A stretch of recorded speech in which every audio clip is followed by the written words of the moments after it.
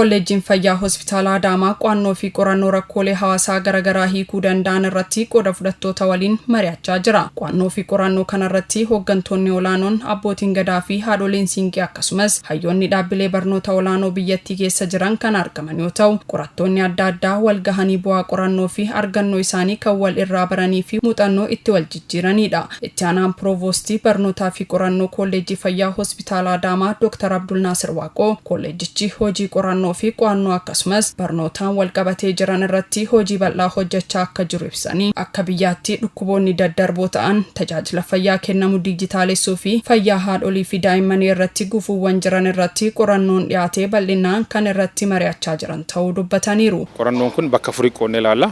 Qorannoon jalqaba dhukkuboota daddarboo ta'aniin ilaallata. Talaalliin maal fakkaata? Dhukkuboota daddarboo ta'an Oromiyaa fi Itoophiyaa keessatti maaltu jira? Maaltu godhamaa jiru irrattis hinnaata. Dhukkuboota akka sukkaaraa kan dhukkuboota dhiibbaa dhiigaa stroke kan jedha hunda irratti gami gruupii tokko jechuudha. Dameen tokko kana. Dameen inni sadaffaan immoo digital health and innovation. Yeroo ammaa wanti nuti digitaal ta'aa jira. Tajaajila fayyaa kenninu bifa digitaalaa ta'een qopheessuu fi maaltu nurra eegama gufuun jirmaanii carraan jirmaanii waan jedhatti riiserchoonni hojjetanii jiru. Kanaafi digital health and innovation kan jedhurattis damee tokkoon jechuudha.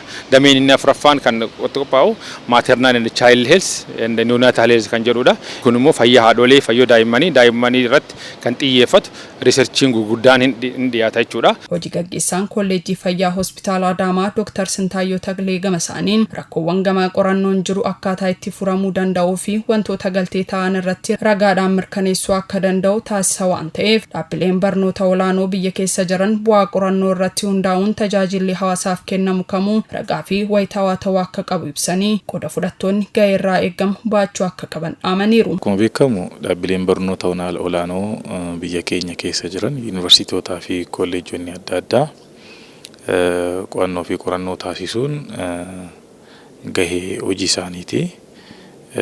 Garuu barmaataa gammaatti baratametti qorannoowwan baay'een ni taasifamu.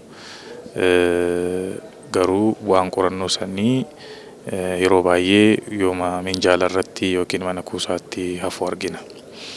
Yeroo dhiyoos garuu qorannoowwan dhaabbilee barnoota olaanootiin taasifaman sagantaalee akkanaa kanatti walitti fidanii wajjin mari'atanii rakkinoonni qorannoo sanniiniin argaman yookaan yaadonni furmaataa bu'aa qorannoo kanneen irratti hundaa'aniitiin ka'an mariidhaaf ka'ee mari'atamanii bu'aan qorannoo sunii fi yaadni furmaataa qorannoo san keessatti ka'an akka namoota biyya hoogganan dhaabbata hooggananii itti fayyadaman taasifamaa dhufee jira.